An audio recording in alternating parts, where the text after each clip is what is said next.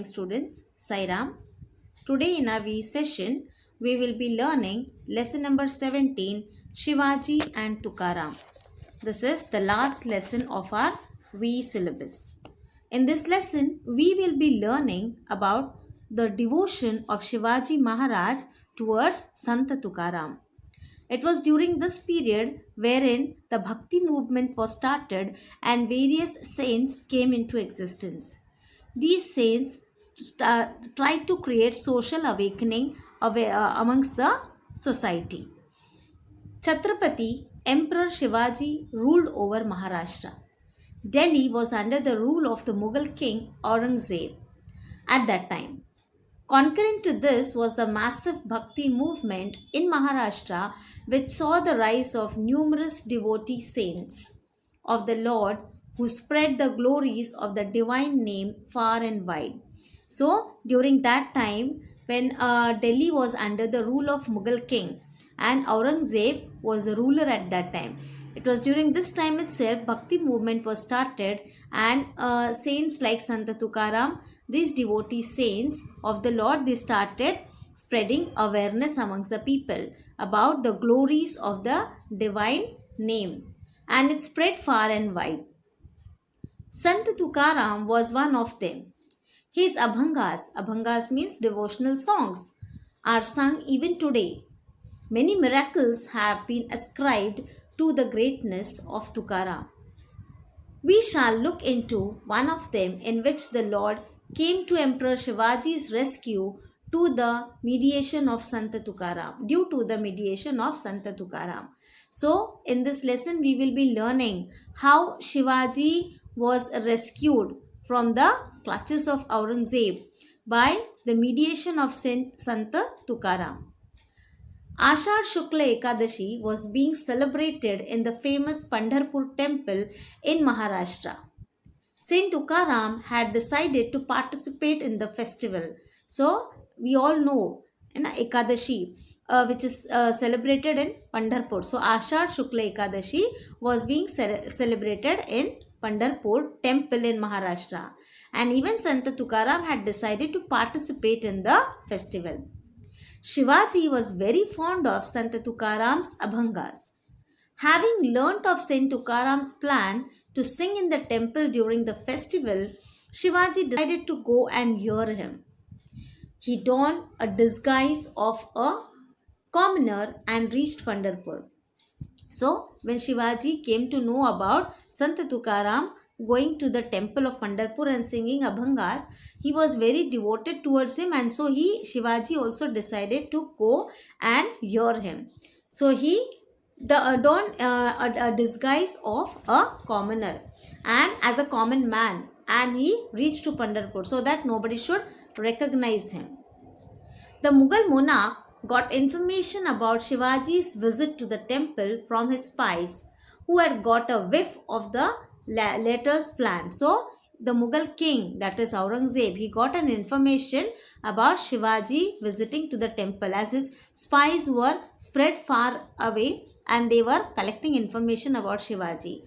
And so, when he got to know about this plan, Shivaji was known as a mountain rat. So, Shivaji was very well known as a mountain rat. He always escaped capture at the hands of his sworn enemies and the Mughals due to his sharpness. So, Shivaji would always, by his tricks, he would escape from the clutches of the Mughals and also his enemies because of his sharpness, alertness and valor.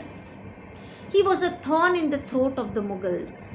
Hence, they constantly monitored his movements as to nab him at an opportune moment. So accordingly, they were behind him. They wanted to catch hold of him, and so they were just keeping a track of all the movements of Shivaji, and as they constantly monitored his movements and they wanted to nab him at an opportune moment. Aurangzeb sensed that to capture Shivaji at the temple would be ideal, as he would desist from waging a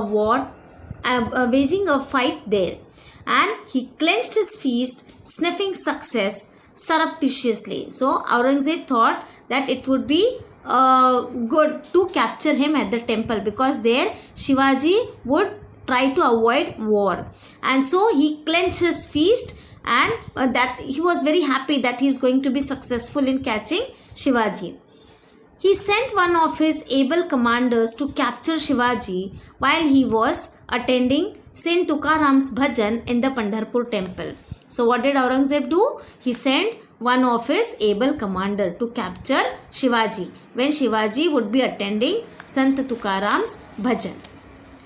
At Pandharpur, people in the households in the vicinity of the temple were going into raptures listening to the bhajans and abhangas of Sant Tukaram. So at Pandharpur, people, every person of the house would go to the temple in order to listen to the abhangas of Sant Tukaram. Streams of tears were flowing down the cheeks of one and all, irrespective of age. So the abhangas of Sant Tukaram were so heart-touching that people would literally cry and listening to the abhangas.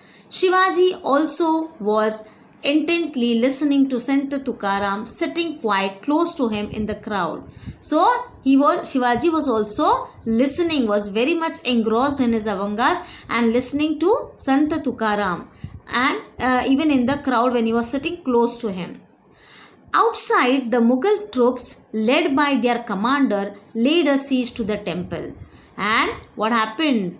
The Mughal siege, who were trapping the movements of Shivaji, they had reached to the temple and they tried to attack there. So Sant Tukaram knew what was happening. So though he was in his abhangas, he was very well much aware of what is going to happen. He prayed to Lord Panduranga, Lord Krishna, to protect Shivaji, as he was the one who was standing vanguard. So Sant Tukaram prayed to Lord Krishna, Lord Panduranga, to protect Shivaji from the clutches of the Mughals, as he was the one who was going to save Maharashtra from this Mughals. Okay. So in saving Maharashtra from the onslaught of the Mughal invasive forces. So he was praying God to protect Shivaji from, let Shivaji escape from here, and not get caught in the hands of the Mughals. The gracious and all merciful Lord is at the beck and call of his devotees.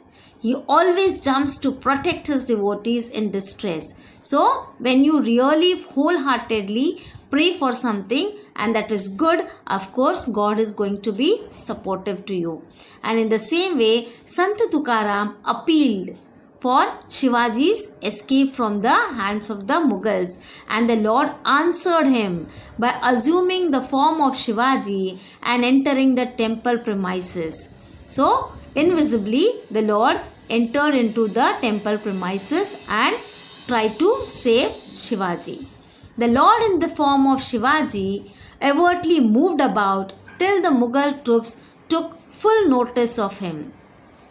Then, within the twinkling of an eye, the Lord mounted a fleet-footed horse and made a daring escape. So when Shivaji got to know about this, he, with his tricky mind, he tried to escape from the temple within a short notice, wherein the Mughal could not make out. And within the twinkling of an eye, the Lord, that is Shivaji, he mounted a fleet-footed horse and made a daring escape from the temple.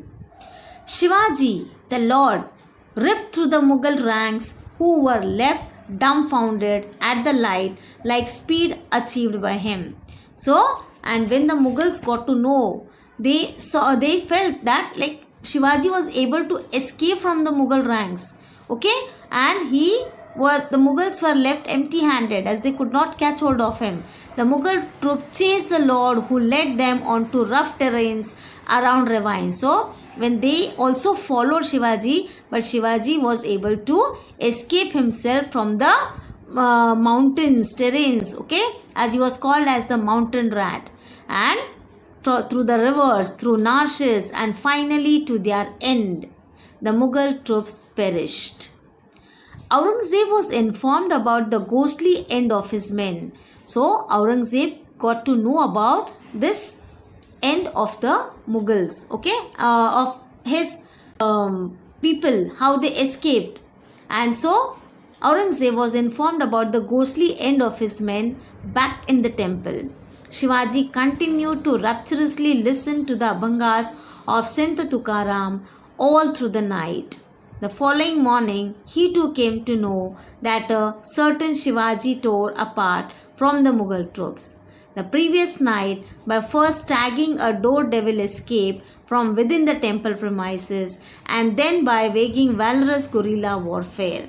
So then Shivaji also realized the presence of God, how he was able to escape from that temple premises, and then by waging valorous guerrilla warfare.